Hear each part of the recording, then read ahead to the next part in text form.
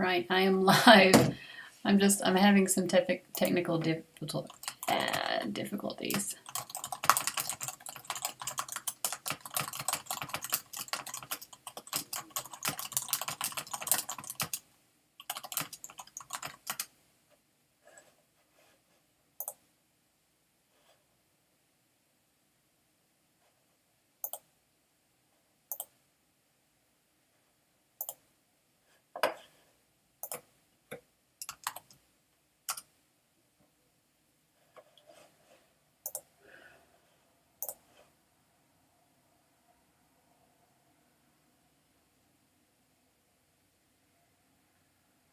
Oh, okay. Hopefully this is working. I'm going to look very puzzled. Hi! Oh my goodness! Thank you. My outfit is Dear Gabby. Hi, Sydney. Oh, so it's nice to see people. Thank you, everybody. Hi, Hannah, Sydney, Ashley. Okay. You don't understand the level of technical difficulty I've had in trying to get this to work. Hopefully you can hear me. Let me know if you can hear me or not, because if you can't hear me, I don't even know what to do about it. I had last night, this is the first time I've live streamed from this computer that I have. And it's much more difficult to get it to connect to YouTube and work correctly. Okay, yay! I'm so glad. All right. So I do have a joy spell that we're going to be doing today. I have the sort of incantation that we're going to use back here, and it's going to be a fire spell. So I've got a little charcoal tab over here heating up, and there's a little bit of lag on my end, so I can't tell what you're seeing and what you're not seeing yet, but let's do it this way. Okay. Are any of you in costume to come to the Halloween party? It is a Halloween party. I can't see you. You can make up a costume, you know, mention a costume in the live stream. Hi, Sandra. Hi, Latanya. So you can just tell me. Just make something up. It can be a digital costume if you're not already wearing one. So let me see. This lighting was a little bit too glary. I am a housewife, Hannah says. It works, you know. That's great. I like to say I don't have to wear a costume to dress up as a witch because I'm just a witch. I'm already a witch. Cleansing your home for Samhain, that's really nice. That's a nice thing to do. I need to cleanse my home. It's very disorganized. I did clean my curtains recently, so that's good. The curtains are clean. It had been a while. They needed it. But anyway, I have a cat, so everything has cat hair in it. There's probably cat hair in this, you know, stuff that we're going to be burning in our fire spell. I mean, because cat hair just gets in everything. Or I think there's some of my deer fur in it, actually. Some of the fur from my costume. A little bit of fur right here. So anyways, let me know if anything happens. I don't know if I can correct it. I suck at technology. It was so difficult even to get this to work. But we are going to be talking about 19 different types of starseeds, and I would love to hear more about your all's thoughts about starseeds, which starseeds you feel you may be connected with, you know, planetary systems you feel you've been incarnate on before. And then we're going to talk about Earth, because I was thinking about the fact that when we talk about starseeds, we talk a lot about, you know, the different characteristics of these different star systems. And I was like, you know, it's like an entire planet, though. In some cases, more than one planet. Like on Sirius, there's Sirius A, Sirius B. And my understanding is that there's also a Sirius C, which is a non-physical planet. I don't know if you can necessarily incarnate there to have a whole life per se. I'm not sure exactly how it works, but Sirius C is non-physical, and you can visit it to sort of learn different things. That's my understanding. So I was like, how can you narrow down like a whole planet worth of people and talk about what the characteristics are of the people on that planet? Aw, Hannah's saying, you're seeing so many stars tonight that it made you cry. Yeah, Orion's belt. Orion has always been my favorite constellation too. I think mostly because it's just the easiest one to see. I'm not good at identifying constellations or anything like that. But yeah, Orion is fun. Yeah, for that reason. Sometimes I can kind of see the dippers, but I'm not good at identifying things like that. Or even like when people, like when we had, did any of you go out last year? I think it was in December, we had the great conjunction of Jupiter and Saturn, and you were supposed to be able to see it very well. I was like, I'm not even going to try because I just feel like that is not my skill set to be able to see things like that. But anyway, so Sydney is saying Andromedan and Orion Starseed. That's interesting, and we were just talking about Orion. So I'm going to read through this list. I downloaded this software called OBS, and supposedly you can use this when you're streaming to like show what's on your screen share and stuff like this. I could barely get it to have the camera and the microphone connect, and it wouldn't let me share anything. But I did list the link down below. So a lot of what I'm going to be quoting here today is from this website, typicallytopical.com/starseed -types. And so we're just going to be kind of going through it, and we'll talk about the different types of starseeds.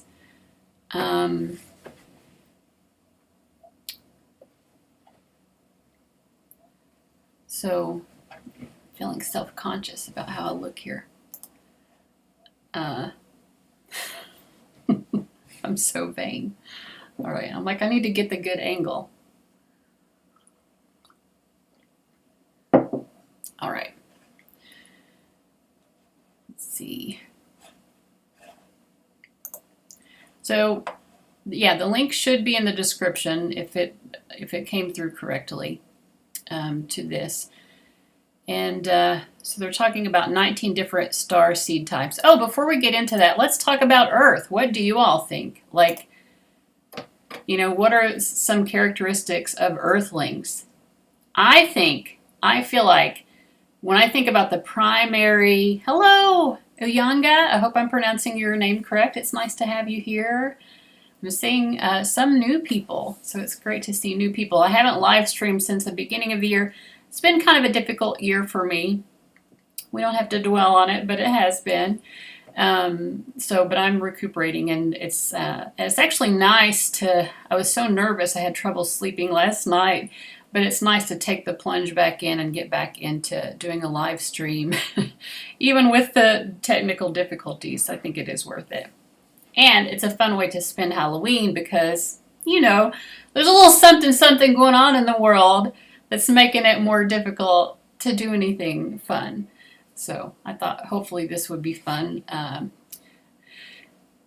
Yeah, but if I think about, I was like, you know, Earth is really diverse. Like, how could you really sum up what are Earthlings like? You know, because we make it sound so easy when we're talking about people from Orion are like this and from Sirius are like this.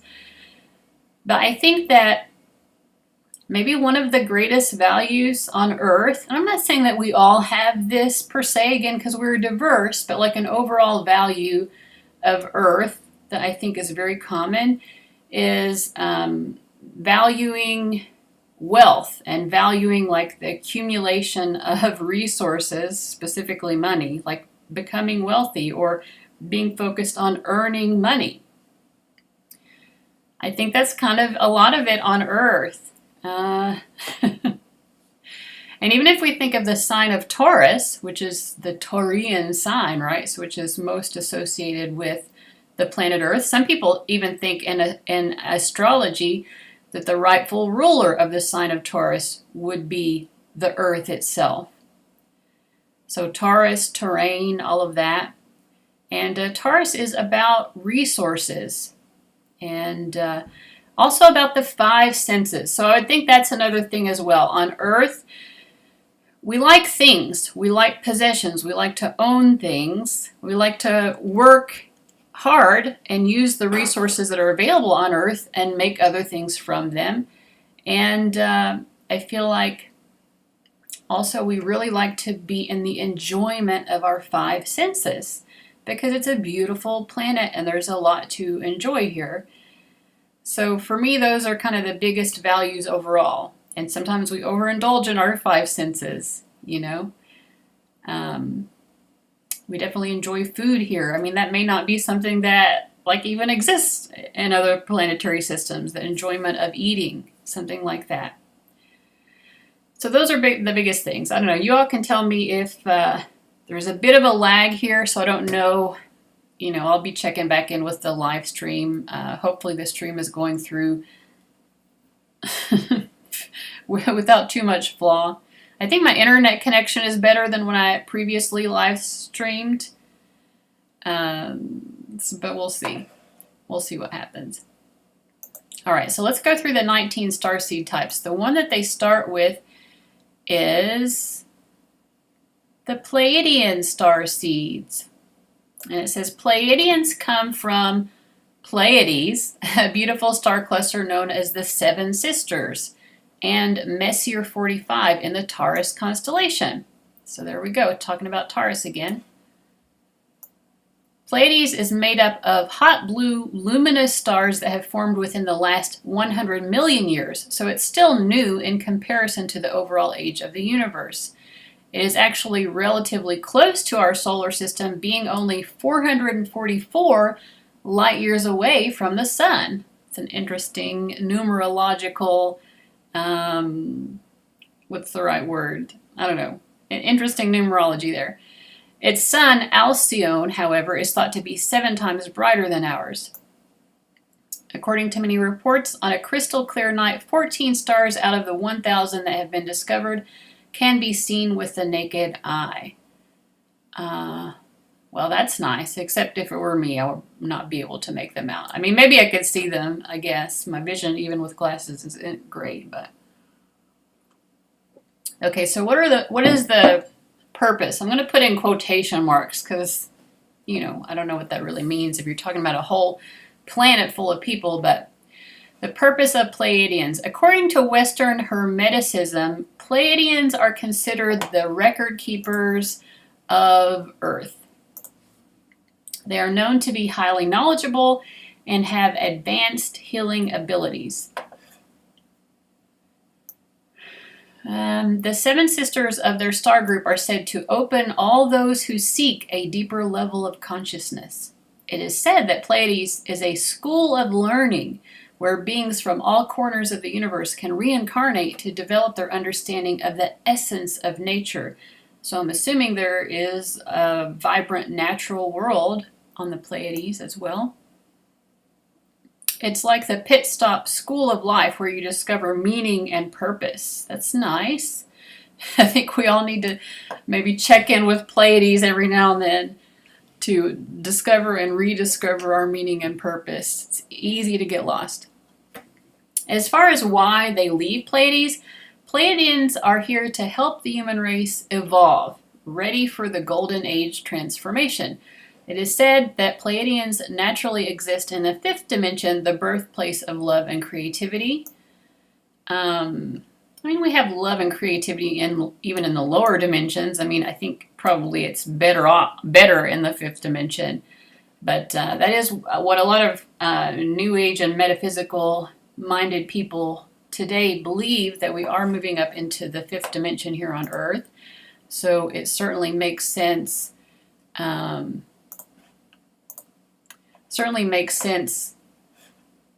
not seeing any live chat anymore. I don't know if if the stream is still working, or it says that it is.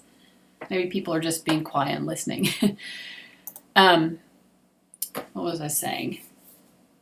Yeah, so it makes sense that other starseeds would come here whose souls are already more familiar with the fifth dimension because, it's a big leap. It's a big change, just like any big change or evolution. When you're not used to something, there are plenty of souls, I believe, on Earth whose souls have never experienced fifth dimensional in this lifetime or in any other. And so for us to be evolving right now so quickly as we are, it's good to, it's kind of like when you have friends who have already been through something and they can kind of guide you. So maybe we could think of folks from the Pleiades as being like that. All right, so these are some Pleiadian starseed traits. They are likely very young in terms of soul age, as their star cluster is relatively new, yet oddly can feel wise and mature as an Earth being. Now, I read just a couple of these starseeds earlier today to myself, and one thing I thought when I read that one is that there is a tarot reader on YouTube called Wildflower Empress. I don't know if she still does videos or not. I haven't come across her videos recently. But she has said that she's in her 11th. Okay, good. There are people still talking. Yay! So she said that she's in her 11th lifetime. Now, to me, that's a pretty young soul. I've had thousands of lifetimes. I obviously don't remember them all. That's a whole lot of lifetimes. I've only in the past couple of years started really becoming aware of some of my lifetimes, and I don't need to know about them all. There's not enough room in my brain for all of that. I got a human brain. It's only got, so much ability. But it struck me as interesting that she would say she only had 11 lives because she came across to me as incredibly wise. And so this could be the maybe she's a Pleiadian or from some other place where it's just, maybe the culture of where her soul has mostly been incarnate is more focused on wisdom, spiritual wisdom than what we necessarily see here on Earth. Obviously, there are plenty of spiritually wise people on Earth. It's just not necessarily, like the overarching culture of this planet is not that. Do you know what I mean? But if that's where your soul is from, or if your soul has spent a lot of time in those, types of environments, then even if you're a young soul, that's just what you've been cultivated to be like, I guess. That wisdom has been cultivated. All right, so let's read some more Pleiadian starseed traits. They are true humanitarians, strongly empathic. They feel like they have a big mission on Earth. Family-oriented, very good with children and animals. They may exhibit strong feminine, nurturing energy. They are gentle in nature. They are averse to harm and violence. They are perfectionists. They are people pleasers, often to their own detriment. They are very polite and soft-spoken. They're most likely to be INFJ, INTJ, INTP, INFP, or ISFP personality on Earth. So it's like almost every one of the introverted personalities. They're very drawn to astrology, spirituality, metaphysics, space, and astronomy. They are skilled healers, extremely gifted in arts, creative fields, and counseling. They can spread love easily. They wish everyone else was just as loving. They can be highly sensitive people. They may have Northern European or Norse heritage. I don't really understand what that would have to do with coming from the Pleiades. But anyway, they understand balance, such as yin-yang, light and dark, sun and moon. They might suffer with anxiety, depression, and self-esteem issues when not in alignment with their true nature, which I think is kind of true of all of us. Interesting facts. They are more advanced than humans, but are a young starseed race in comparison to Sirians or Arcturians. They look very Nordic by nature. There are over 75 million Pleiadians on Earth at any time. I'm not sure how they know that, and I mean, maybe someone has channeled that information. I'm not sure. Pleiadians are drawn to water animals such as dolphins and whales. They are most likely to incarnate as female on Earth and exude intense feminine energy. They often identify with water zodiac signs, and they are found in roles such as spiritual mastery, psychology, healing, childcare, as well as environmental fields such as ecology. So, does anyone feel that they relate in particular to Pleiadians? We have a lot of different starseeds to go through here. Oh, you're cleaning as you listen. Well, that's good. That's nice because we're going to be doing this joy spell. I actually think I might take a break and go ahead and do the joy spell because my charcoal tab is ready to go here. And if if you want to benefit from the joy spell, all you have to do is receive it. There is an incantation that we're going to say here in a moment, so you can repeat that if you want. And if you want to invoke your own, add your own little special thing. If you have an orange, eat the orange or something and say, this is, I don't know, whatever. Do your own witchy thing if you want. Or just sit back, relax, and receive the relief of the blessing of joy, which will come to all of us from this spell. You can send this blessing out to anyone else in the world that you feel a calling to send the blessing of joy out to.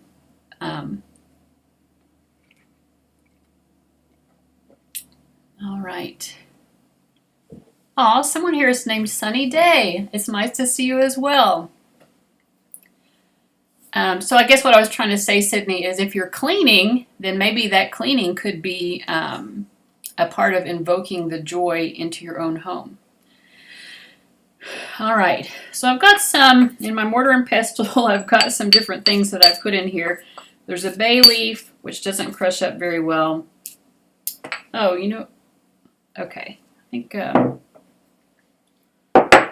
did forget to put mint leaf. I'll show off, I've been collecting some botanicals. I'm growing mint. I started growing mint last year in 2020 because of all of what was going on, and I was like, how people were kind of panicking at the grocery store? I was having like food scarcity fears, and so, I live in an apartment building, so I don't have a lot of space outside, but I planted in some box planters. I planted 2 mint plants, which, wow, if you think that you don't have a green thumb, you should plant some mint because it will make you feel like this is like a very small portion of the mint that I've harvested, and it's huge right now. And they've started moving into the next box planter over.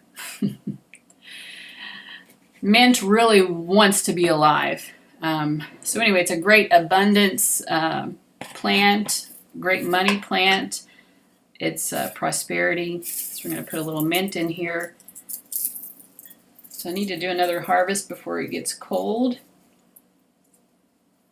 And that'll be like my 3rd harvest of the year.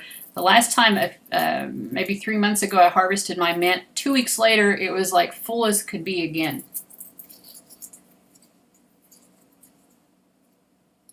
Mint is very hardy. I do have some really nice fairy energy though, and the fairies love the mint. Also last year I planted 2 tomato plants. This year I didn't plant the tomato plants because the vines got so big last year. They grew up over the stairs, the outside stairs, which I share with my one neighbor. We come up the same stairs, and there's my door on one side and her door on the other side. And I just felt bad because they were just really overtaking the stairs, and I would get the vines out of the way and get them out of the way, and they would still come back. But apparently some of the tomatoes that fell behind the box planter last year took seed this year and grew up again. So I've also collected some tomato leaves, some of which I'm going to make into pesto. Because did you know you can eat tomato leaves? I was worried about food scarcity last year, so I grew mint and tomatoes. Like, what am I going to do if I run out of food? I'm going to eat mint and tomatoes.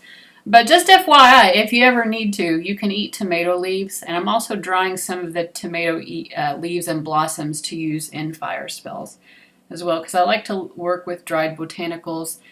Also, tomato leaves to me just make me feel so nostalgic for my childhood. But anyway, last year I got rid of the tomato plants last year, and I was like, oh man, I should have saved some tomato leaves for that very purpose, and I didn't. And what did my fairies bring me this year? Fairies, God, all of the above, I don't know. Another tomato plant. Now, there were not really a lot of tomatoes on it. There's some tiny little green tomatoes. I grew 2 tomato plants last year. I guess this was from the cherry tomato one.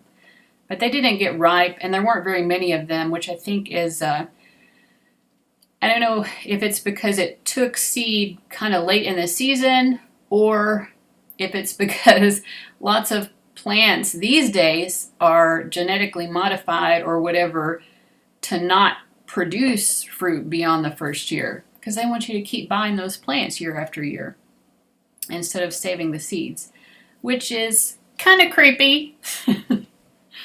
So we should all say thank you to our warriors out there who are saving heirloom seeds and things like that. Okay, so anyway, I got a second chance at saving some tomato leaves from the one that grew this year. It didn't have a lot in the way of actual tomatoes on it, but it did have tomato leaves, so I got my tomato leaves. So thank you to the fairies. We'll bless the fairies with joy today as well. All right, so in my little mix here, we've got the mint leaf that I told you about. We've got a bay leaf.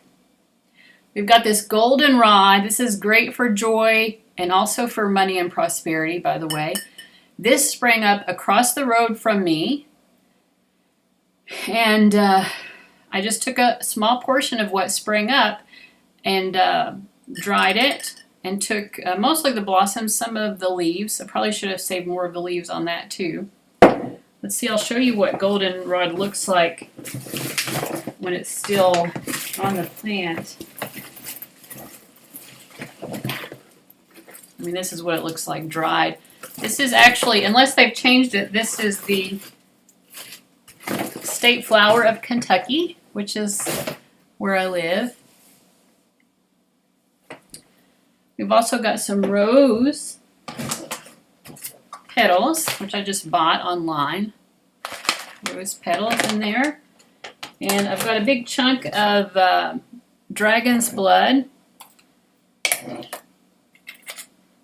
The chunk I put in was not quite as big as this, but I'm just showing you what dragon's blood looks like when you get it in the chunks. And when you just take a chunk of this and stick it on the charcoal tab, it bubbles up and it turns this really scarlet red. I mean, it's already red. It doesn't show up as well on camera.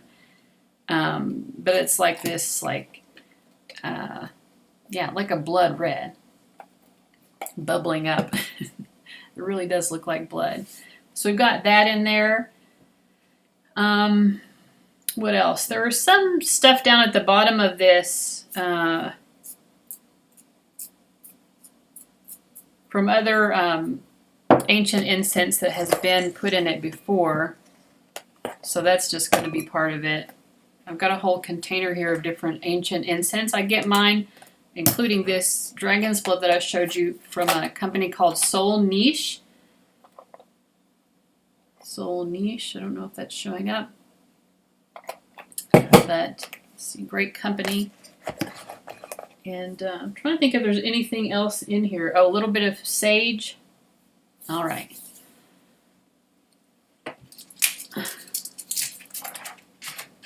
So this is what we're going to be reciting.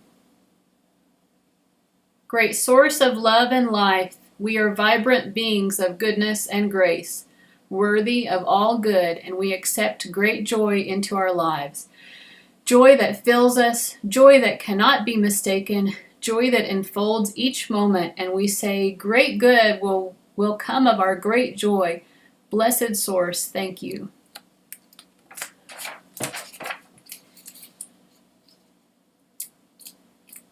Okay. All right. All right, so here we go. We're going to burn some of this. We're going to just keep burning it. It'll take a while to burn it all, so I'm just going to periodically burn it as we're continuing to have our talk about the different star seeds.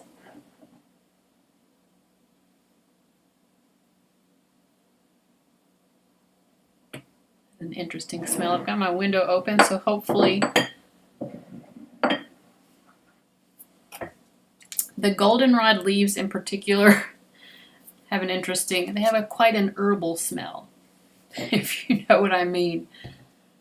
But I don't think I put much dandelion leaf in there. That's probably the sage that I'm smelling, because I feel like sage has also like an interesting smell.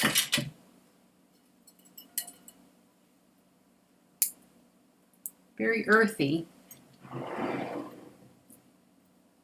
Okay, that burned very quickly. Okay. Thank you so much for the great joy that is coming into our lives. We're so grateful for this blessing. We will be able to do so much good with this increased joy.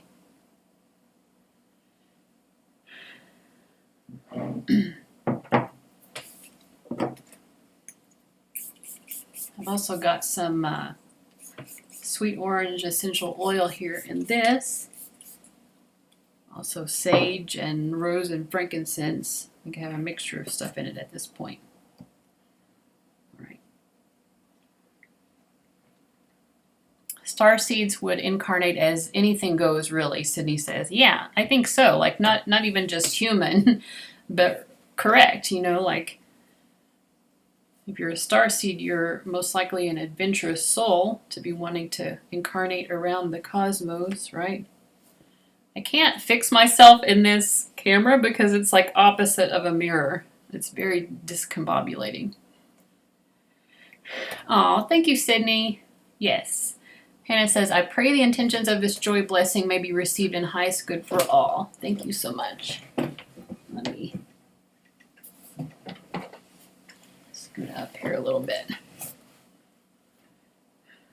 Okay. All right, so the next one that we're going to talk about is Sirius. Now, Sirius is definitely a star system that I resonate strongly with, and I feel, in fact, that it is my, I don't know if it's my place of origin or like where my soul originally incarnated, but it's the star system that feels most like home to me. And earlier this year, I woke up one day, and I've been going through a lot this year. I don't want to get into it, but I've been really challenged a lot to do healing, you know, for myself and within my family, within my, you know, family line and all of that, which has been challenging me to be courageous and brave. There's been other stuff going on too, but I woke up one morning and I got this message of, you know, you get to go home, you know, meaning back to Sirius, that after this incarnation, I get to go back to Sirius. I don't know if it's necessarily something that I had to earn, or I mean, I don't know, really understand how it all works, but I was overcome with joy. Like I was crying tears of joy to get to go home, but like, I'm not even sure if I really remember any of my particular lifetimes on Sirius. I was shown a couple months ago something about one of my lifetimes on Sirius. And I was also a whale in at least one other lifetime, but I'm not sure if that was on Earth or Sirius, because one of the Sirius planets is a water planet, and there are whales and dolphins there, among other things. Mer people, I guess, as well. So I was a whale, but I don't know. I mean, maybe it's both. I could have been a whale on Sirius and on Earth. But I know I have been a whale before. And but what they showed me, it was so interesting. They showed me what I looked like in at least one of my lifetimes on Sirius, and it was like a feline humanoid, almost like in the movie Cats or the Broadway play or whatever, like those features, except, it wasn't like a costume or something, but yeah, so like a feline, but more like humanoid, like, I don't know. I mean, you know what I'm saying.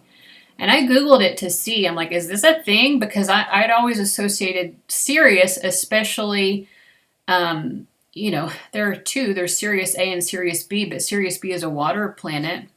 So I'm like, I don't know which one. Maybe there are places on Sirius B that there's still land on. I'm not really sure. Hi, Latoya.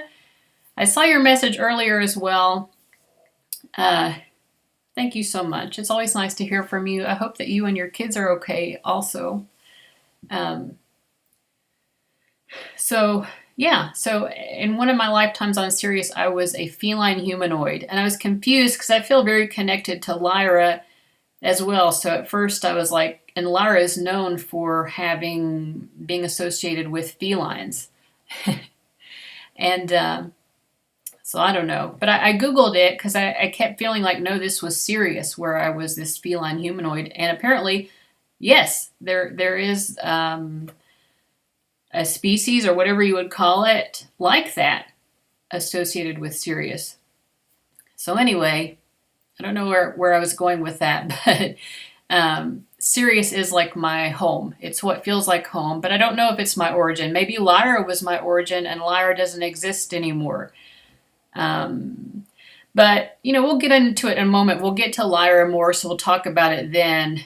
But I think if Lyra is more ancient, and I feel like if that is really where my soul originally began to incarnate, which is possible because it is so ancient, I think I understand why maybe I don't necessarily want to return there anyway, because from my understanding, there were a lot of power and control issues on Lyra, similar to what we have here on Earth, with people being surveilled and kind of controlled, or we always have control over our lives, right?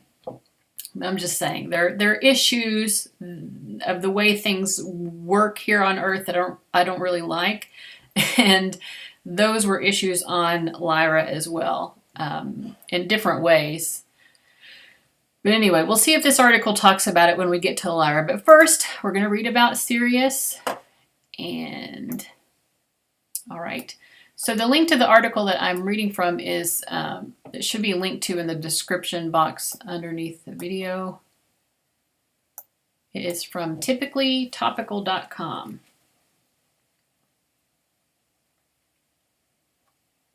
My computer is being a little slow here about scrolling. I'm asking it to do too much. Okay. Sirian Starseeds. Since the dawn of time, the Sirius dog star, also known as Alpha Canis Majoris, has been a focal point for many legends and myths, and there's a good reason for it. It is often said that Sirius is the most important star in the sky when it comes to humanity's evolution. It's believed that Earth is heading towards a Sirian culture at a rather rapid rate. These beautiful souls come from the planets Sirius A and Sirius B, with the latter being the brightest star in Earth's sky. Sirius B is a water planet that is supposed to house dolphins, whales, and merpeople. Maybe it's Sirius A where I was a feline humanoid. I don't know. I wasn't shown anything about that lifetime other than what I looked like. But I did, I don't want to get too much into talking about myself, but I have been feeling very connected to, obviously I'm a cat person, as some of you already know, but just more connected to feline energy. My North Node is in Leo as well. So anyway, so I think that's maybe why that lifetime was shown to me. Anyway, Sirius vibrates at an incredibly high, non-physical, 6-dimensional frequency. It is widely believed that these two planets gave rise to the awakening of humans. So they helped to wake us up. Purpose. Sirians are the peacekeepers and guardians of the world. Their sole aim is to watch over our evolution and guide us during times of turbulence. And I just got recently as well an intuitive insight that some of us here, whether we're Sirians or not, some of us are here on Earth. Our souls are here partly as observers. You know, we're here in our incarnations, but we do serve a dual purpose to sort of observe what's going on here. You know, like to be able to observe it from a distance is, I guess, different from what it means to actually be living here. And so our souls having that observational, experiential experience, I don't know, benefits the greater good in some way. I'm not really sure. All right, excuse me. Their secondary mission involves bringing divine harmony, excuse me, divine harmony, love, and peace to all those who walk this earth. As watchers of the earth, this benevolent soul group teaches us the true state of the universe and its lengthy history, filling in gaps in our knowledge, whatever field it may be. So I don't personally know a lot about the history of the universe or our own planet, but in any case. All right, so these are some Sirian traits. And I resonate with a lot of these, but not all of them, because I did read this one earlier. Drawn to the Sirius star system, lead a simple but spiritual life, very open-minded, struggle to express personal feelings, Gaia's people, very drawn to caring for our Earth during evolution, very loyal as friends. I don't have friends, really, except for you guys. Maintain a tight-knit circle of friends. As I said, I really don't have friends at this point in my life, which I'm very okay with. You know, it's working for me, so don't feel bad for me or anything. They have a fantastic sense of humor and are not afraid to act silly. They feel like they have a mission to save animals or nature. They are drawn to lost civilizations, myths, and legends. They are calm and adjusted. Not so much over here, not necessarily. They are intense daydreamers. They may be attracted to the ocean and water if from Sirius B. They have a difficult time expressing emotions in relationships. That they repeated that one, so it must be pretty strong. Interesting facts. Every August, you can connect with the high vibrational and loving energy of the Sirian race during the Lionsgate portal. So again, back to that feline energy that is somehow connected to the Sirians. The ancient Egyptians built the pyramids to align with the Sirius constellation, an homage to the Egyptian goddess of magic, motherhood, and fertility, who they didn't name here, but they're talking about Isis. And I have read that before in other places too, that Isis is connected to Sirius. Also, Jesus Christ is something that I've heard before. Oh, thank you, Uyanga. I'm getting a little parched, but I'm glad that it is soothing even in its parchedness. All right, so that's everything that they have about Arcturian starseeds. Anybody in the audience feel in particularly connected to Sirius? Any fellow Sirians out here? Just let me know. There's a bit of a lag here, so I may not respond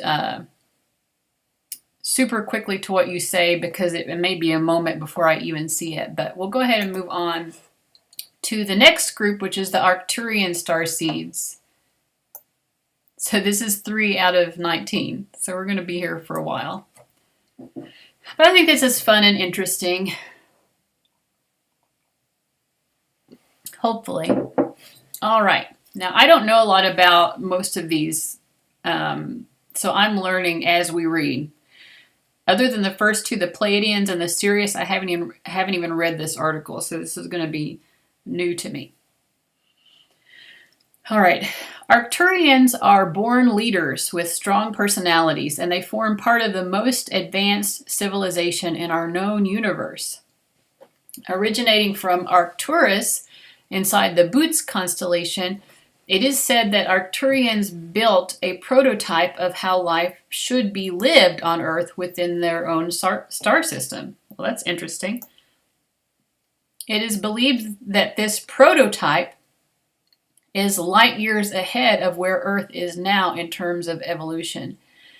These mystical beings are emotionally, mentally, and physically far more advanced than we are, existing in fifth dimension only. Purpose. Arcturians are strong-willed beings who naturally command leadership. They are known as the builders, the architects, and the planners of the world. They are here to advance and innovate, to move the world into a brighter, better future. Pioneers, they are incredibly dedicated to their soul mission. These souls are most likely to work in logical thinking roles: science, technology, architecture, city planning, coding, etc. Surprisingly, Arcturians also possess emotional abilities. That was interesting how they said that. Surprisingly, they also have emotional abilities.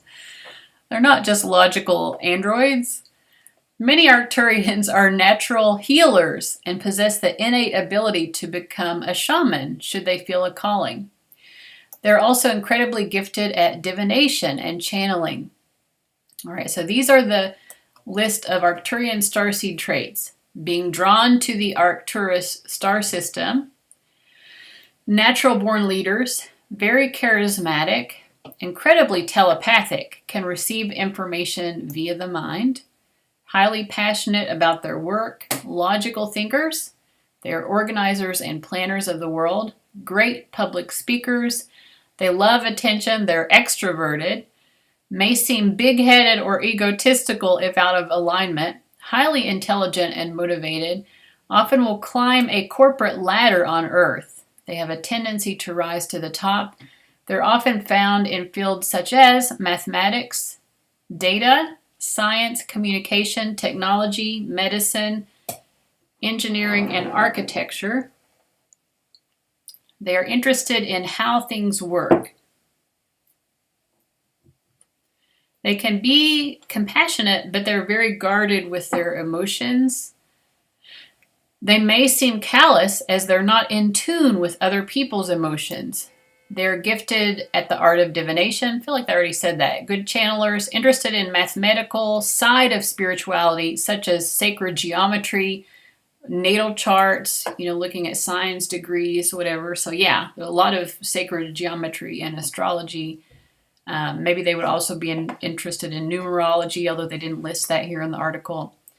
They are often very confident with a high drive for success. They want to live in a world where spirituality and science can blend. They show anger when they're upset. Well, and they should. I think we should all openly express our feelings in safe and, respectful ways. But if you're feeling anger, you got to get it out of you somehow. All right, so let's see, was that everything about them? Yeah, that's everything about the Arcturians. So that was very interesting to me. So they're very logical and kind of goal-oriented people. Oh, thank you, Hannah. I'm sorry. People call me Abby, so please don't get offended. So Sydney is connecting with Arcturians.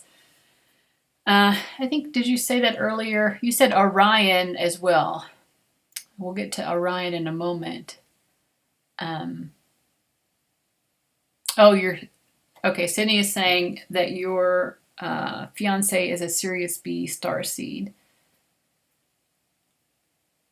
Cygnus? Joey, we have not gotten to Cygnus. Cygnus. There are 19 total, and I think we've gone through 3 of them. I don't know the specific names of all of the ones that we will be covering, but that we have not gotten to. All right. I want to take a little bit of break to work on our fire spell here, our joy spell.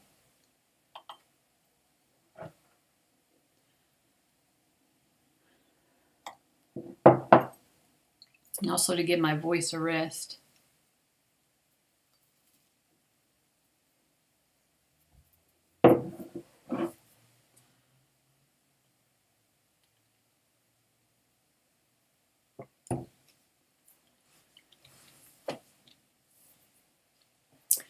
Okay. We'll get back into it. So the next one we have is the Andromedan Starseeds.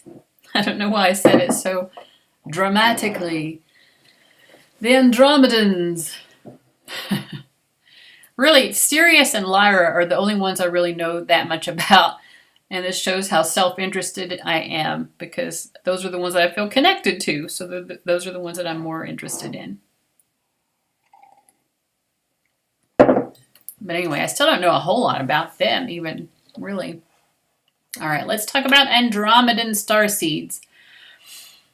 They are Earth's galactic neighbors, only 2.5 million light years away. Only 2.5 million light years away. Andromedans are an incredibly loving, gentle, and telepathic race, more telepathy like those Arcturians, originating from the spiral-shaped galaxy of Andromeda, sometimes known as M31. They have pure energy, almost childlike, based on my interaction with them during meditations. I'm reading from an article, by the way, so when I said I'm just quoting someone else saying that they have seen this based on their interactions. So anyway, quoting, they have pure energy, almost childlike, based on my interaction with them during meditations. I like to call them the children of the earth for this reason. Around 800,000 Andromedan souls exist here on Earth, which is tiny in comparison to other races. They're known as the quiet warriors, playing important roles whilst attracting little to no attention to themselves. Purpose. They don't serve a soul group mission or purpose, but rather are placed on Earth to serve a very, very specific purpose only known to themselves. Well, that's very kind of ominous. I don't know. That's how mysterious.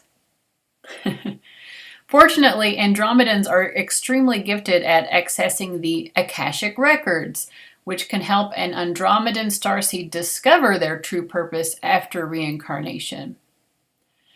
Andromedans need to take time to adjust to Earth, as they naturally exist in forms up to the 12th dimension. Andromedans find it difficult to match Earth's heavy and dense frequency. This change in frequency affects the ease in which they can incarnate on Earth. This means they only retain a small percentage of their true energy, which can be startling for some Andromedans. Despite this, they are incredibly heart-centered and are masters of anything art and science related.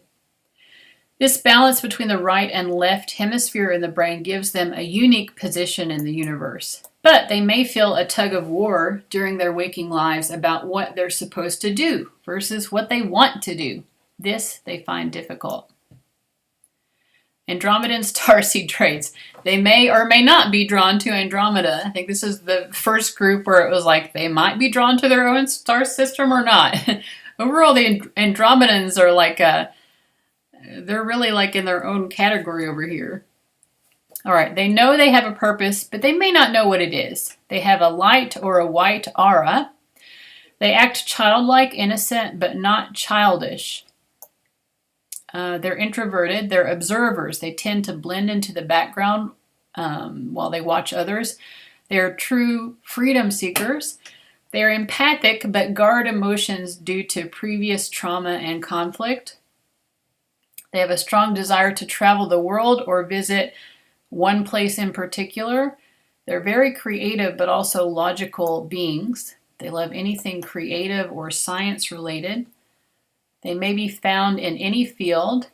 They might feel drawn to spiritual jobs, such as being tarot readers, writers, Reiki healers, counselors, artists, teachers, or musicians. They're interested in metaphysics and spiritual practices. They may suffer from deep-rooted anxiety or depression if not in alignment. I just feel this is the second time they've said this. They said it about one of the other groups before. I just think that's everybody. Anyone who's not in alignment is probably going to have difficulty with anxiety and depression. But let's read onwards. Interesting facts. Their strong telepathic abilities open up new energetic pathways between galaxies. Wow, that's interesting. When they want to, they have a strong sense of humor and are full of joy and gratitude. They have a magnetic aura, which puts Earth souls at ease. Okay, so that's all that they're saying about, who were we talking about just now? The Andromedans. Well, they sound like quite an interesting group. Guess who's next? The Orion Starseed. Let's see. Oh, okay. Orion and Andromeda. Andromeda is my soul origin. That's great, Sydney. I feel like it makes sense based on what my interactions with you so far. Let's see. Hannah is asking, are Andromedans close to Metatron for the Asatian? Oh, the Akashic records? Are they close to Metatron? It did say that they were interested in sacred geometry, so my guess would be yes. I think that's what they said about Andromedans. That now they're all starting to blend in. By the end of this article, I'm not going to remember who is who. Let me see. They are interested in metaphysics. Maybe it was the previous one. Maybe it was Arcturians they talked about being really interested in sacred geometry. But it does say they're interested in metaphysics. I mean, they're very high dimensional.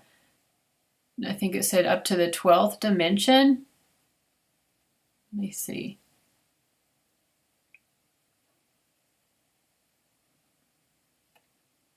I'm getting Andromedan and Arcturians mixed up.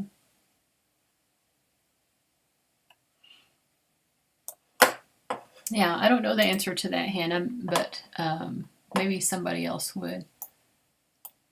Latoya said the Andromedans sound like her. Yeah, I feel like reading the description, I kind of connect to that too, but yeah, I don't have any awareness of being connected to them. But how do we confirm any of this? I think a lot of it is just gut feelings. I mean, things have been kind of shown to me about Sirius, which make me feel confirmed that I'm connected to Sirius. Lyra, I don't know.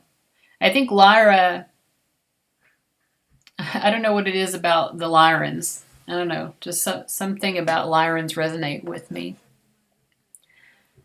But yeah, we could be, from like a whole host of different, like we could have incarnated just all over the place, trying to learn from various places throughout the universe. Okay, so we're going to read about Orion Starseeds next. All right. Orion Starseeds originate from one of the most known and well-documented constellations in the universe. There are hundreds upon hundreds of stars within the Orion constellation, with Rigel and the red supergiant Betelgeuse being two of them. I'm not sure if I pronounced either of those correctly. Orion Starseeds are relatively secretive, and unlike other Starseed types, are most likely to have both positive and negative races here on Earth. I'm not sure what that means.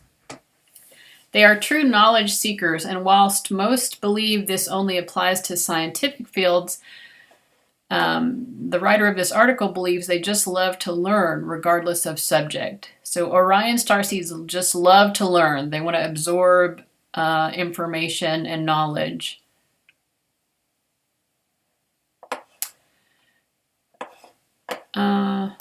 Let's see. They're extremely logical beings and are highly mentally polarized. They're very in tune with reasoning and practicalities as opposed to their emotions.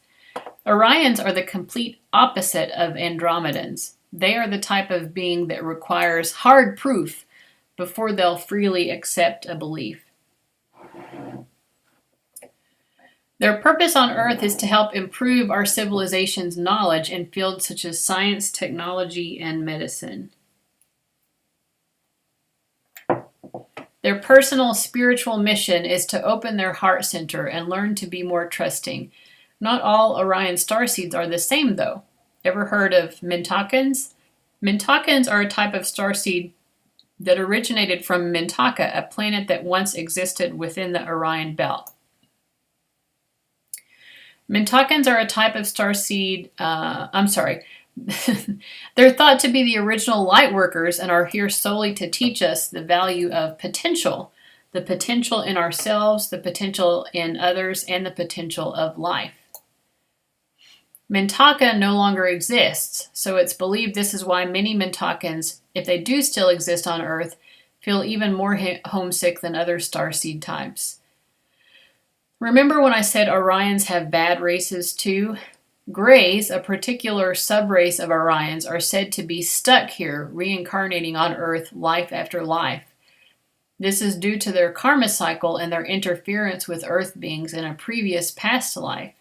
They're believed to have traumatized and hurt humans, which galactically means they're stuck here karmically. To clarify, Orions aren't a bad starseed type. They're just different to other starseeds in the way they think and function. All right, so now we're going to read out the list of Orion starseed traits. They're drawn to the Orion constellation. I think most people are because it's just an easy constellation to pick out. They're compassionate activists about things they're interested in. They're task-oriented and love their work. They most likely to be entrepreneurs. They dream of inspiring and leading others. They are true knowledge seekers. They love to learn. They're a jack of all trades. They have a lot of knowledge about lots of topics. They often incarnate as earth signs. They're interested in science. They are calm and adjusted. They very rarely get angry or show outbursts of emotion. They unintentionally may come off as cold. They hold logic above all else. And then they have a list specifically for the Mintakan starseeds from Orion. They love being on Earth and so close to the water element. They are drawn to the ocean and oceanic beings. They're very kind and nurturing. They can be too flighty with their emotions if not grounded. They are considered the original light workers. They're interested in careers involving water, such as oceanography, marine biology, etc. They're most in tune with their Earth mission and purpose. Now it's starting to talk about indigo crystal and rainbow children. Okay, so with the indigo crystal and rainbow children, I guess they're not referring to a specific star system. I didn't read this article incomplete before I started the live stream. I just thought it looked pretty good. Let me scroll down and see what they're doing here.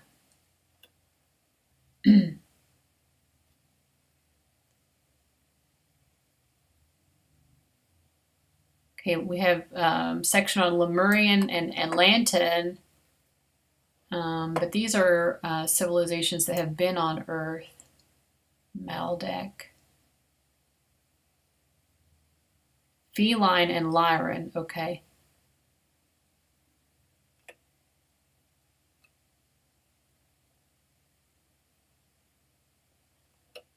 Reptilians, Draconians.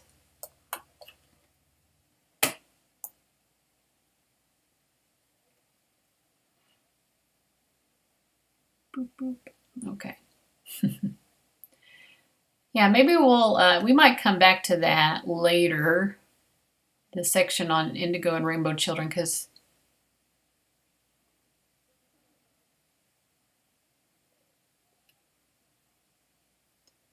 sorry if I look dazed and confused. I'm just scrolling through this article and seeing like where we want to go next with it.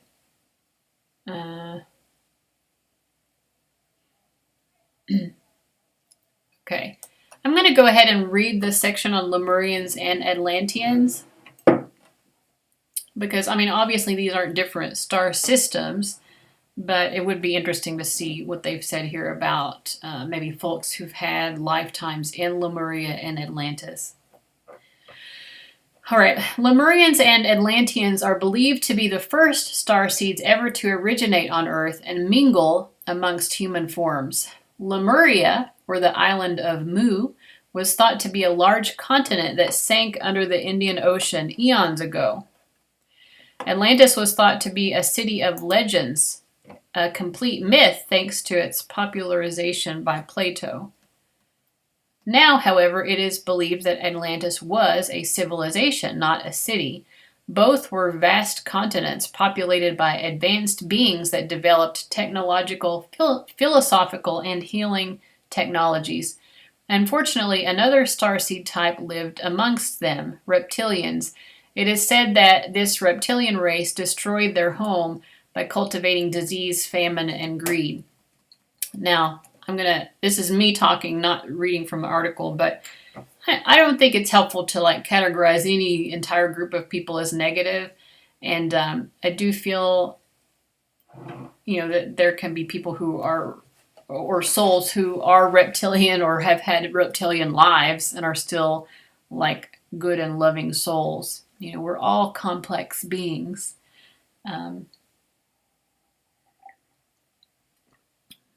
I do kind of think that, a lot of like maybe the people who are like controlling the planet a bit could be in particular connected to reptilians though, or like maybe higher up in the reptilian hierarchy. But I don't think necessarily all reptilians are bad. This is going to sound silly, but Tom York from Radiohead, right? Am I saying the right thing? My brain is dead. I've been reading too much.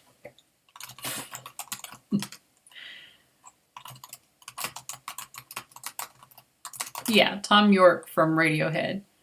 I feel like he's kind of reptilian or something, but like in the good, most positive way. But he gives me sort of reptilian vibes. I don't know, but reptilian in the most like magical, like ethereal, delightful way. I'm just gonna put it out there. This is a feeling I've had before about him. But anyways, let's see here. What else do they say? Okay, there aren't many Lemurians left on Earth, and even fewer Atlanteans thanks to its sudden downfall many moons ago. I mean, they could still be incarnating, so I don't understand that logic. But anyways. Maldak. Maldak is rarely documented, perhaps because there are only a few known references to this planet in ancient astronomy scriptures. Long before Earth came to be what we know today, it is believed that Maldak was a planet in our solar system with an endless supply of water and greenery. The reason its civilization died out, it relied on robotic technologies, much like today. Its people became lazy and sick, riddled with disease. Through future incarnations, they relocated to Earth, vowing to not make the same mistakes again. I think the Maldeks are failing. I think we are all Maldeks and we are failing. Maldeks are found to play specific roles on Earth, educating humans to make better choices in health, politics, and technology. I don't know how you all feel about that, but I think that we are making some of the same Maldekian mistakes. Sydney says, I clearly remember my Atlantean life as a high priestess. I'm not kidding. I definitely believe you. I feel like, Sydney, you always have the best stories to share. And the best personal experiences and things like that. She says, I can see that about the singer of Radiohead.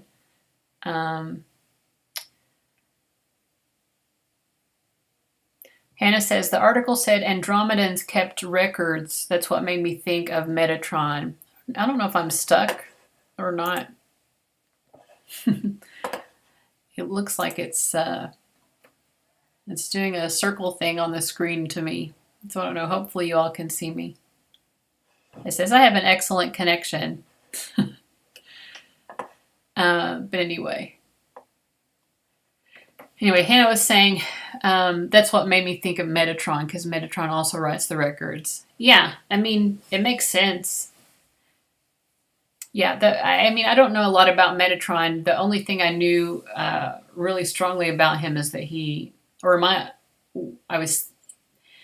what I thought I knew about Metatron was that he was highly involved in sacred geometry.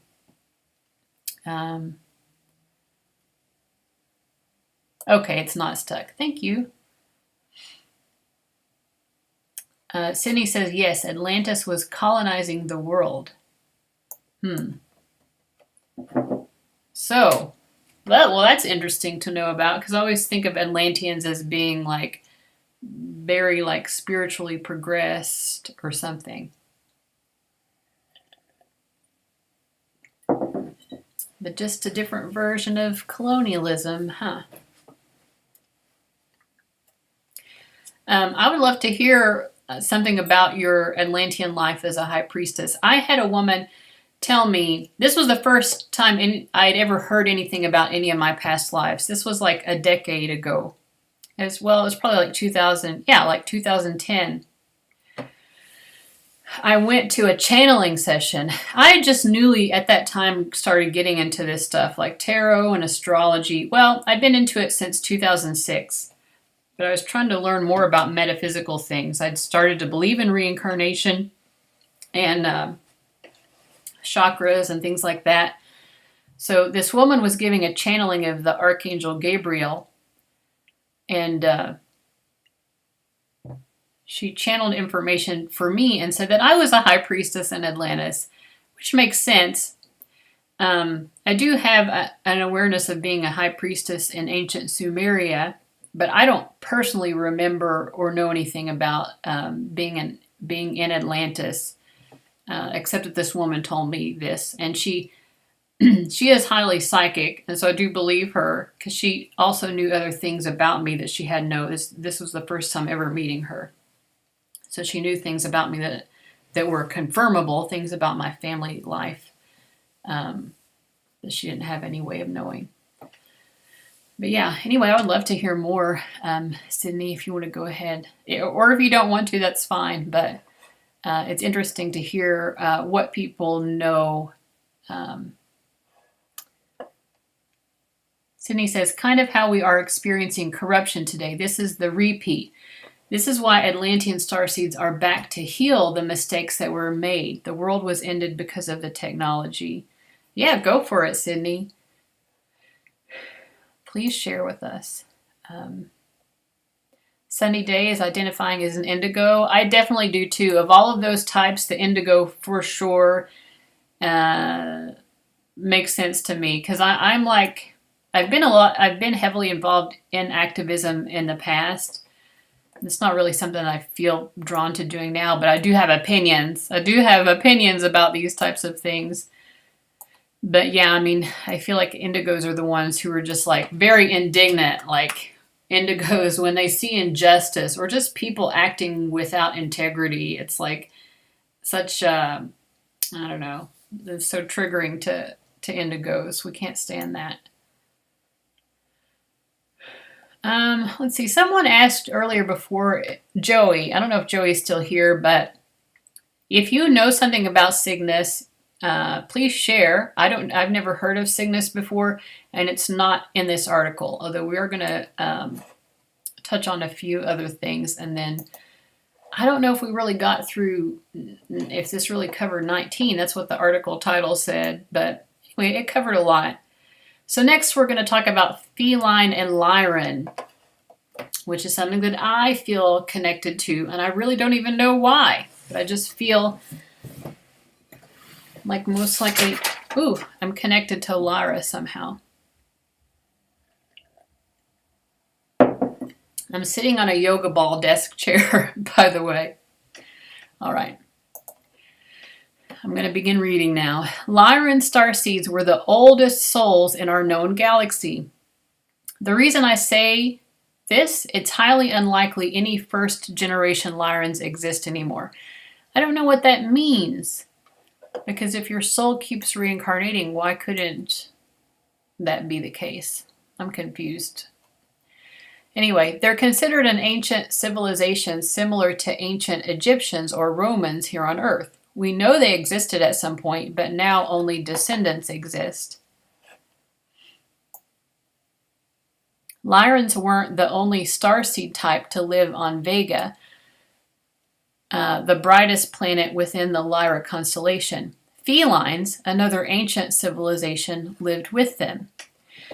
It is believed Lyrans and felines played a unique role in the creation of humanity, offering the element of fire and seeding the first souls to Atlantis and Lemuria.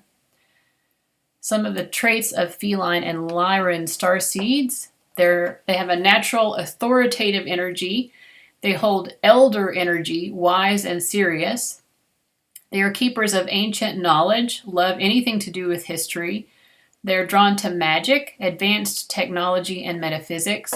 They are very passionate but grounded. They have a strong sacral and root chakra. They have a quiet nature and may seem distant. They love food, drink, and pleasure. They're good time people.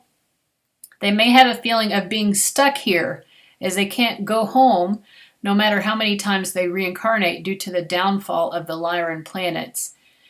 They may have a connection with cats or ancient Egypt. They may feel drawn to travel to Egypt, the closest connection they have to home. They often incarnate as fire signs. And that's all that they say. There is a link here to dig deeper. Let's see what else they say.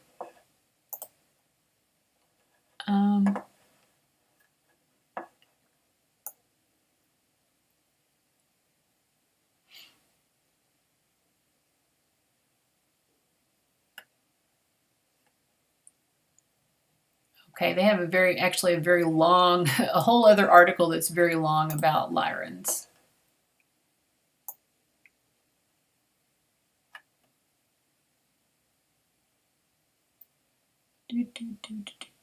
The original Lyran energy was believed to have been wiped out during the Draco-Lyran War, an energetic war against greed, power, and control. Yeah, I was kind of talking about that earlier, which is, I think, part of why I connect with Lyra. And I guess the same is true of Atlanteans, that some of them are kind of like maybe incarnating for the same reason. But I just feel like, part of the reason why some of the things that are happening on Earth regarding greed, power, and control maybe are so offensive to my soul, partly because my soul has experienced that before on Lyra. I'm not sure if it says this in this article or not. Let's see. But I've heard somewhere before that on Lyra, one of the ways of power and control that were used against people was even mind control. People's thoughts were being read. Now here on Earth, thanks to Edward Snowden, we know that the U.S. and British military are mass surveilling us all the time, like everyone globally. If you have a phone, if you've sent an email, if you've scrolled the internet, you've been surveilled. There's a catalog of information on you that can be accessed at any time. But in my understanding on Lyra, here's Cygnus is mentioned in this Lyran article, so we'll see what it says there. But in my understanding on Lyra, the powers that be, the people at the top of the hierarchy who were controlling things because of greed and power hungriness, could even control people's thoughts, read their thoughts and control their thoughts. Let's see. Lyran starseeds originate from Lyra. It's bordered by Vulpecula to the south, Hercules to the east, Draco to the north, and Cygnus to the west. Well, it doesn't really say much about Cygnus except that it's close to Lyra. So Lyrans tend to be old souls, which is definitely true of me. I'm a very, very old soul. Let's see.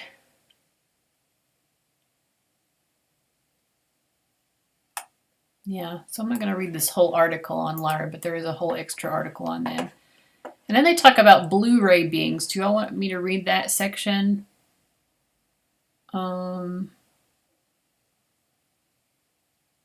says it's believed they're a hybrid mix of starseed types hailing from many ascended planets and light realms.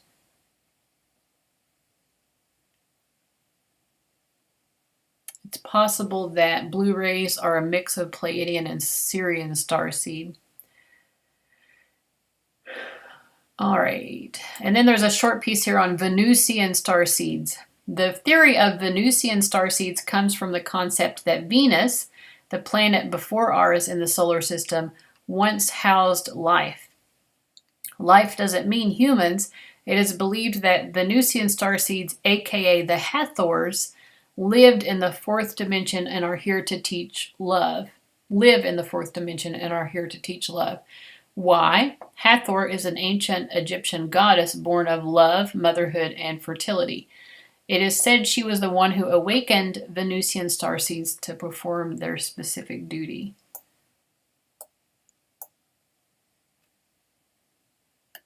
And here's the section on reptilians. I'm going to check in and see if anyone's live chatting. Oh, okay, we got a lot of information from Sydney. Let's see. Okay, Sydney says, the way I look now, I mirror image how I looked in the priestess life. That's interesting. I was not very friendly, very stern, and I was corrupted in some ways as well, unfortunately. I remember the crystal temples and the light language on the walls. Yeah, this whole concept of light language keeps coming up lately. I do not know it at all, but there are people, I'm going to continue reading what you wrote, Sydney, but there are people who just kind of know light language, I guess, because they're connected to these starseed origins. Their soul kind of remembers it or something. I'm not sure. The cities were powered by crystals and limestone crystal walls. I think I was having a relationship with an Atlantean soldier. I remember how hot he was and the feelings I had for him. That's funny. I have a memory actually from Atlantis, and the memory I have is not of me being a high priestess, actually. My makeup's coming off. But it also involves like a teenage love with, I couldn't tell if we were like more like human or like mer people, but like it was just like this teenage love, you know, in the highest way. It was like soulmate love. But anyway, it was like an interesting Atlantean memory that I have. Don't have any memories of being the high priestess there though. I'm just going to take that off.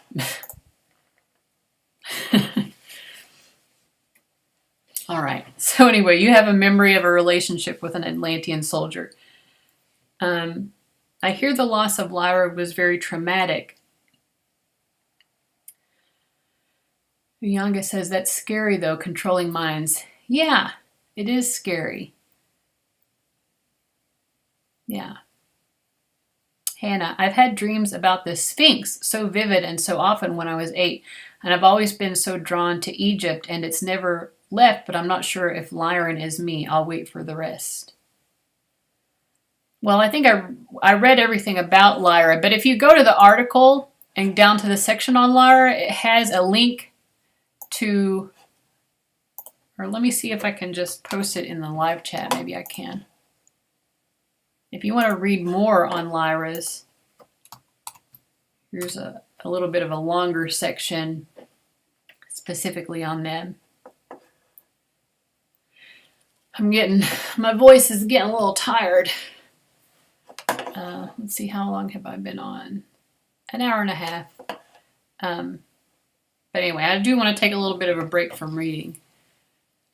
Okay, Sydney says, yes, I used to scribble light language in my notebooks in high school. So light language is something that can be written too. I don't understand what it is because I've heard people speaking it before. There's a YouTube tarot reader, Ancient, her name is Ancient something. And she does sometimes these light language videos.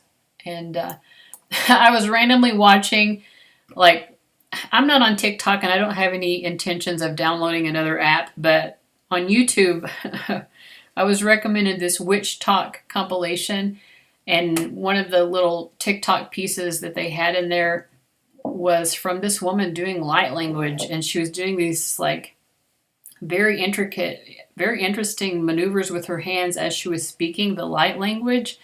It was very captivating. I'm like, it's a very pretty language to hear. And also, you know, she was doing the hand movements in addition. Light language comes from vibration. It's expressing feeling through the language. Okay. So if you understand light language, you would just understand the feeling that's being expressed. I wonder, does light language come from any particular place?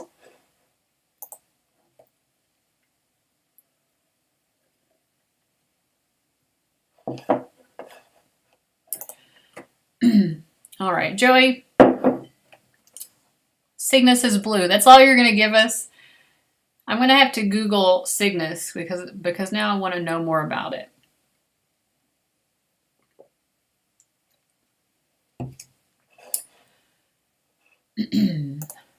All right. Oh, I didn't read about Draconians, did I? Did I read this whole thing? Oh, I didn't even start reading the Reptilians. We're going to read about the Reptilians and the Draconians. I didn't finish the article. All right. Reptilians are dark starseeds.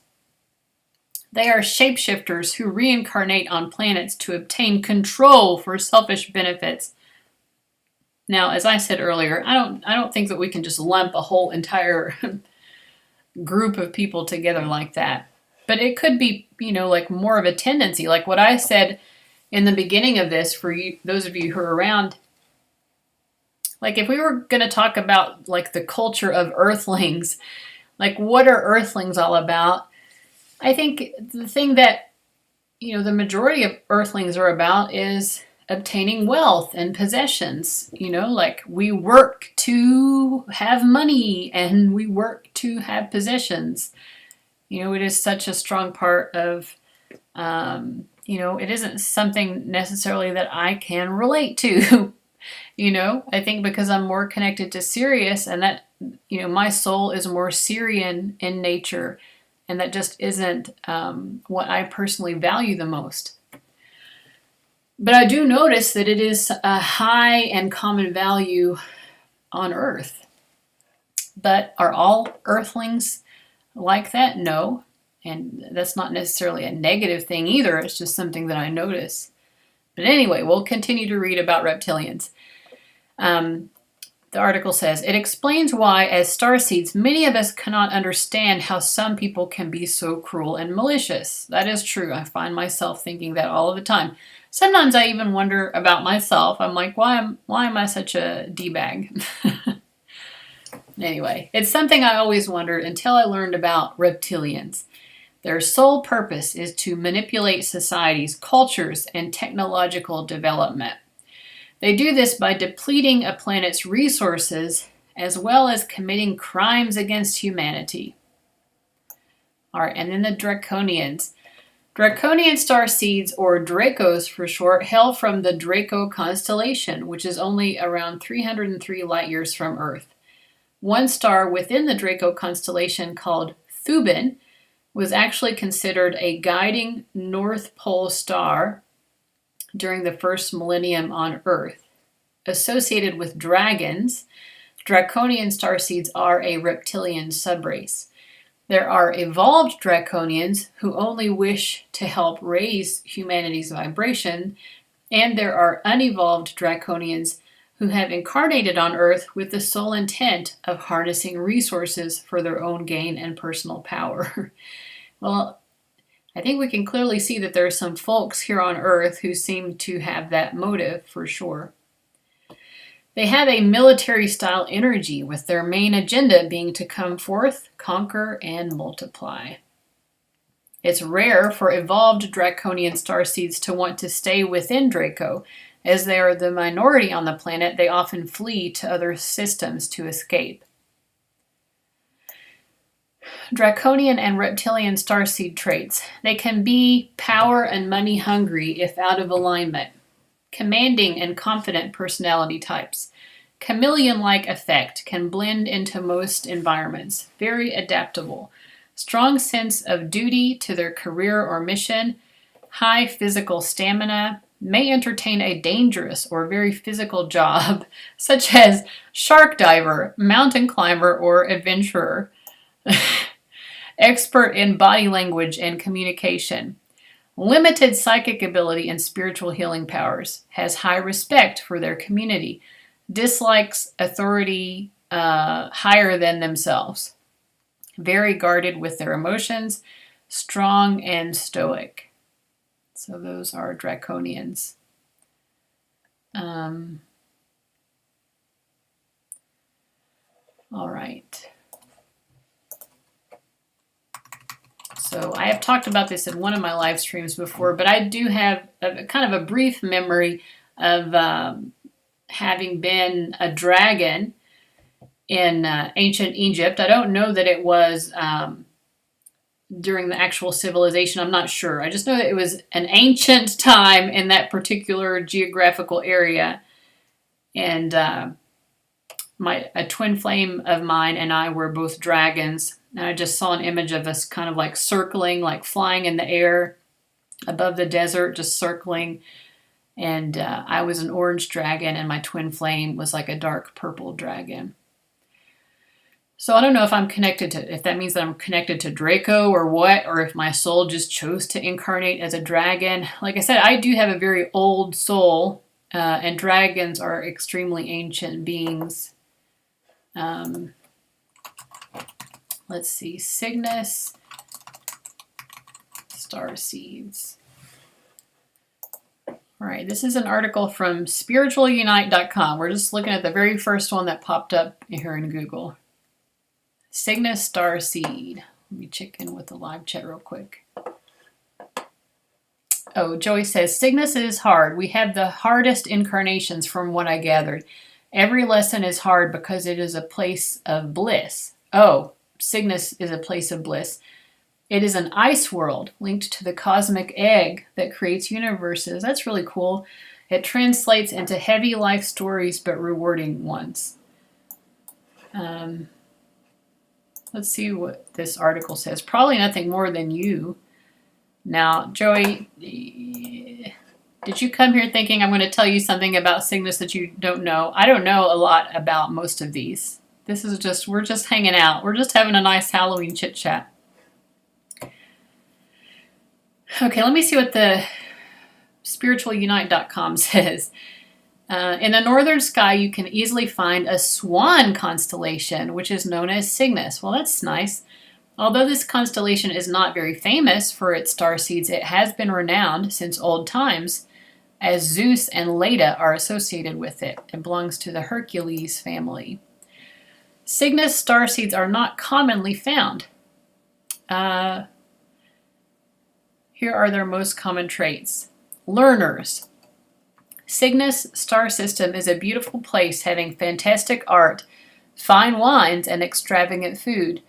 Cygnus starseeds don't have much to learn there. That's why they have come to our planet to learn through hardships, which is what you just said. Even though when they were born in wealthy families, they choose the professions like doctors, lawyers, etc. to learn. They are quiet but good listeners. They don't talk much.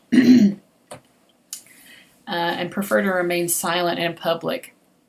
They pretend not to care about anything, but in reality they care and have more significant goals to make things right.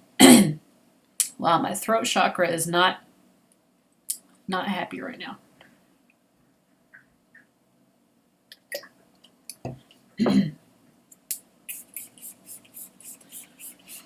As they don't have much to say, this makes them excellent listeners.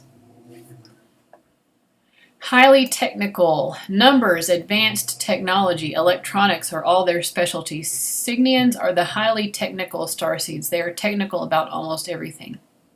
They are dutiful but not mean.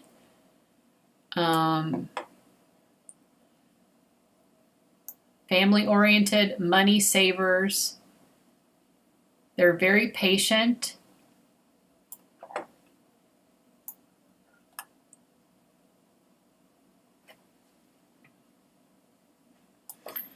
Yeah, this is, I mean, this is just like a pretty basic. Let me see.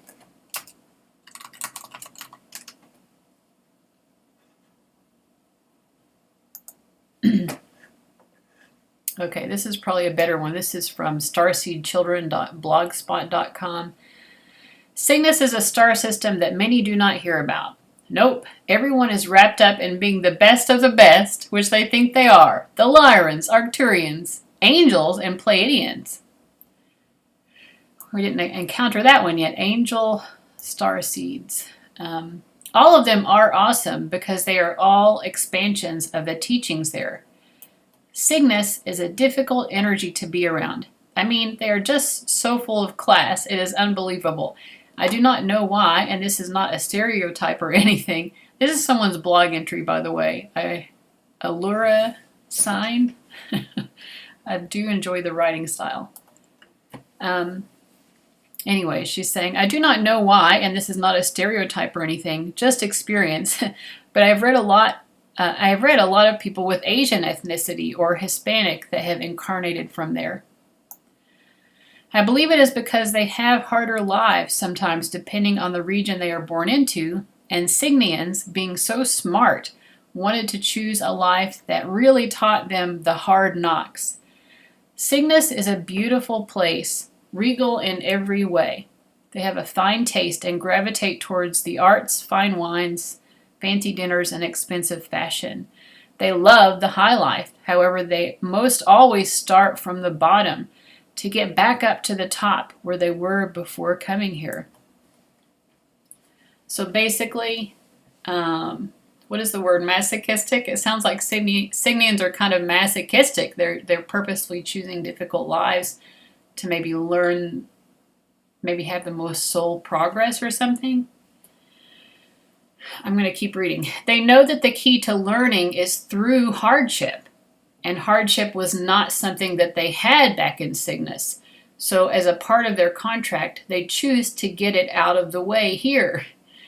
Some of them are born into money, but do something with it, like become lawyers, doctors, real estate agents, anything that helps them turn the money that they have into more.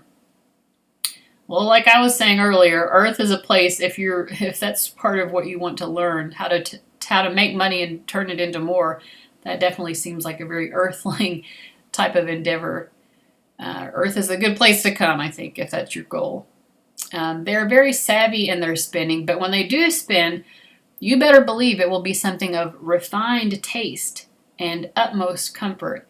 They spoil themselves, saving up money so that they can do something good with it and have leftovers to reward themselves with. Cygnians are also good with numbers, electronics, advanced technology, and are a major minority of those who are in jobs that are working on upgrading society. These people are quiet and do not seem to care about anything at all, but they do. It's just that they have bigger goals in their mind than life's dramas. In Cygnus, they built their civilization from nothing and will do the same with any goal that they have in their incarnations. So it sounds like maybe Cygnus has already been built up through the generations so that they're at a place where maybe they feel like there's no more advancement to be made. And so life is just, it's like, I don't know, like just skating along. So that's why they come here, so they can have mountains to climb, maybe, proverbially. She says that sometimes they seem to be withdrawn. They do not belong. Oh, they do this because they feel like they do not belong being a part of the everyday crap in this world, but still need it to learn from. They make great listeners because they are almost always quiet for the most part. Some say they are dull, but they do have a fun side. They just prefer business over pleasure first. Then they get to the fun. They are secretive and mysterious and do not like having their personal facts being revealed to anyone.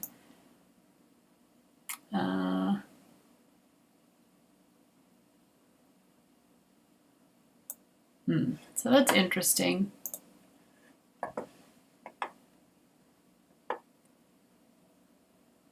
Joey says, everything is hard. It is a hard life.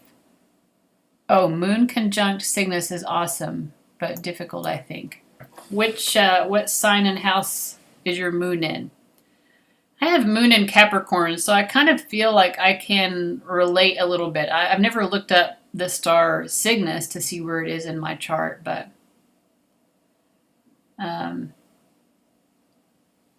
I believe the sun in the United States natal chart is conjunct Sirius. Yours is in Capricorn. Yeah. Moon in Capricorn. Yeah, maybe. Yeah. Because I'm like, I have moon in Capricorn, and it sounds a lot like Cygnus. Like the things that we're reading here about just choosing a particularly difficult life. Like having to start from the bottom and kind of scrape yourself up. Scrape yourself up off of the pavement. Joey is saying that I am Cygnus. I mean, it sounds similar to me, except for the part about like being kind of. I mean, I'm an entrepreneur, and I do want to succeed. I want to make more money than I do now, but like, I don't. I've never been a materialistic person, and the amount of money that I make now is like, I make enough to pay my bills, and have a little bit left over, but. But like I said, I am starting from the bottom. I'm from Eastern Kentucky, and Eastern Kentucky, all of the counties in Eastern Kentucky, if you look at an economic map, Eastern Kentucky is a whole group of counties that are in the economic red zone.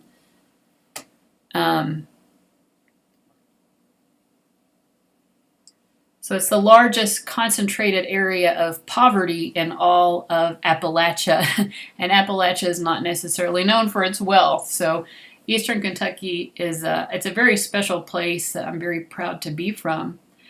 But I did definitely grow up, understanding what it means to like scrape by and make the most of very little, which is a part of my Appalachian culture that I really appreciate, actually. So if Cygnus is a star, so where is Cygnus at? I guess it's in Capricorn, you said, because you said your moon is in Capricorn conjunct Cygnus. My moon is at 24 degrees of Capricorn in the tropical zodiac. So I'm currently experiencing a Pluto conjunct transit to my moon. Pluto is also making a square to its natal place in my chart. So I'm having Pluto square Pluto and Pluto transiting to my moon at the same time. It's a difficult transit, which is why I've talked a few times in this live stream. It's been kind of a difficult year. Just FYI, because I think I'm going to do, if I can figure out how to make this technology work for me so that I can put up visuals of charts while I'm talking, I do want to do some live streams about the United States Pluto return, because it's very interesting. And actually, right now, transiting Pluto is exactly opposite the United States Mercury. Pluto is at 24 Capricorn right now in transit, and the natal Mercury of the United States chart is 24 Cancer in the 8th house. So, and it's been transiting, like within orb, it's been transiting there for the past handful of years, even when Donald Trump was campaigning for president the first time. And I think in this time period, we have really seen a lot of increased skepticism regarding the media with this Pluto transit. People really having a lot of distrust of the media, and we've even, with the Pluto opposite Mercury in the U.S. chart, people saying things like masked media, or just generally questioning, who's the media working for? We know that most media sources are really owned by just a few corporate conglomerates or whatever. Well, I'm going to do a search for it, Joey. I'm going to find out. Cygnus fixed star. We'll find out where it is at. So this is astrologyking.com. See, if my technology was working, I could show you on my screen. Okay, it says the constellation Cygnus the Swan is a northern constellation above Aquarius between Delphinius and Pegasus. It spans 60 degrees of the zodiac and contains 9 named fixed stars.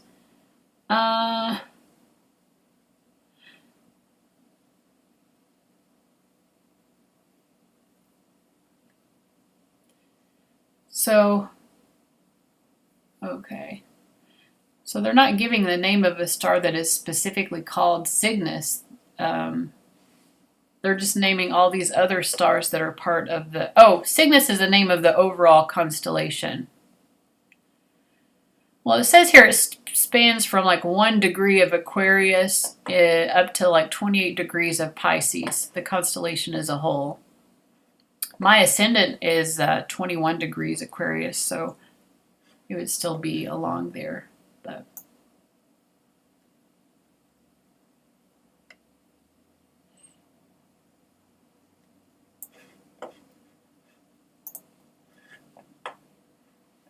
it aligns with Göbekli Tepe.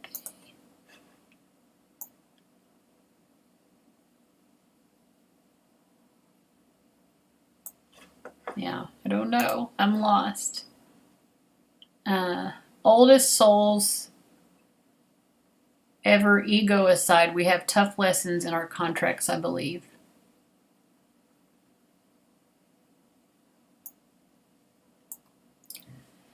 Yeah, I definitely feel like I do. It feels to me like it gets tougher and tougher as I go along. And I feel like people with Capricorn energy, they say that we're supposed to age in reverse. I have Moon and Mars in Capricorn, and I'm like, I'm not seeing it. I feel older and older. But anyway, I am middle-aged, so I guess I'm halfway. Maybe from here forward, I'll start feeling younger. I don't know. Well, we've been here for a couple of hours. We have done our joy spell, and we've talked a lot about starseeds. Aw, thank you, Joey. Is there anything else that anyone wants to talk about before we go? I am thinking of live streaming again tomorrow, hopefully, if there aren't any technological difficulties. And tomorrow the topic is going to be 12th house placements. For any of you who are astrology geeks, we can look at what it means to have any of the personal planets in the 12th house of your chart. And we'll be doing a psychic increase spell. Even if you can't come to the live stream tomorrow, if you want to benefit from that spell, communal benefits to anyone who wants to claim it. So if you want that spell to help you increase your psychic abilities in a way that is safe for you, then go ahead and claim it and receive the benefits. Joey says, meditate on Göbekli Tepe or Teep. I'm not sure what that means. I will Google that and try to find out. Maya says, glad I caught the end of this. I have Capricorn moon and I feel it. Do you know which degree it is? Because if it's like the end of Capricorn, you're having a Pluto transit, so you definitely will feel it. All right, I'm glad that you claim it, Sydney. I wish you could be there, but I'm really glad you got to be here tonight, and I appreciate all of your contributions. Always with the best contributions, Sydney. Okay, Maya says, I think either 25 or 29. Yeah. So right now, transiting Pluto is at 24 degrees Capricorn. So you're definitely feeling it. Whether it's 25 or 29 or somewhere in between, it's approaching a conjunction. So the next couple of years, Yeah, to me it's been because I've experienced transiting Pluto conjunct all of my personal planets, because my personal planets are all spread out through Scorpio, Sagittarius, and Capricorn. This is the last one to the moon, and it's the most difficult for me, but I also have a difficult moon placement to begin with. My moon is natally squared Pluto, and it's in Capricorn, which is not an easy place for the moon to be. Oh, thank you, Sydney. Oh. And also it's in the 12th house, which is also not an easy place for any personal planet to be, except maybe Mercury. Mercury is kind of a fun planet to have in the 12th house. Yeah, I really hope that I can figure out how to get this technology to work, Hannah, so that I can talk more about the U.S. natal chart and those transits. I've been doing a lot of research and very interesting things about Benjamin Franklin's role, maybe, that he may have been using astrology to decide when to have the signing of the Declaration of Independence, because he wanted it to happen during a particular heightened astronomical event. So that's all pretty interesting. So I hope I can get this technology to work for me. Pray for me, people. Send good technological vibes. Maybe I should do a technology work for me spell. I don't know. But in any case, this was really fun. I don't know if I'm going to be in costume tomorrow or not. We'll see. Tomorrow is officially Halloween, so I probably should have saved my costume for tomorrow, but it is what it is. Thanks, everybody. All the vibes to all of you. And I appreciate you guys so much. This was a lot of fun. I'll see you tomorrow, or if not tomorrow, some other time. And I did, if you're looking for a pick a card that has sort of Samhain, Halloween, this time of year type of vibes, I did post one recently doing a spread with the crow energy that's very much about kind of like reflecting on the shadow. And there were some interesting messages that came through with that. But regardless, I'll see you guys around. Blessings to all of you. Farewell.